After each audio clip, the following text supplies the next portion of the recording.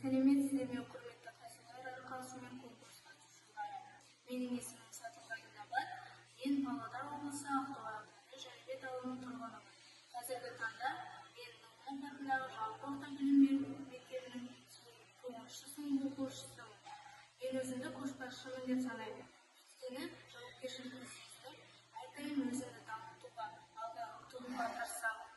Мектептегі және сыныптағы түрлі шараларда белсенді қатысып, ұйымдастырушылық қабілетімді шыңдап келемін. Өз ойымды ашық жеткізіп, командамен жұмыс істеуді ұнатамын. Көшбасшы болу бұл тек алдыңғы қатарда жүріп қана емес, бұл өзгелерге үлгі болып дұрыс бағыт көрсету, бірлікті сақтап, ортақ мақсатпен жетелей. Нағыз көшбасшы адал, әділетті, талапшыл, мақсатшыл жан болу. Мен көшбасшымын конкурсы мен үшін үлкен мүмкіндік. Бұл менің бойымдағы көшбасшылық қасиеттерімді көрсете отырып, жаңа тәжірибе жинауға, мен ісімді жаңа деңгейге көтеруге жол ашады деп сенемін.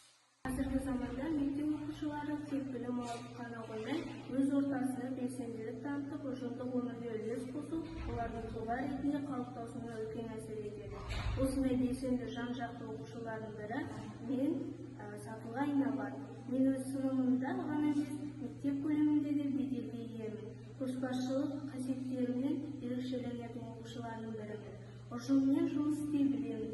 Әрдайым әділеттілік пен достықты жоғары қоямын.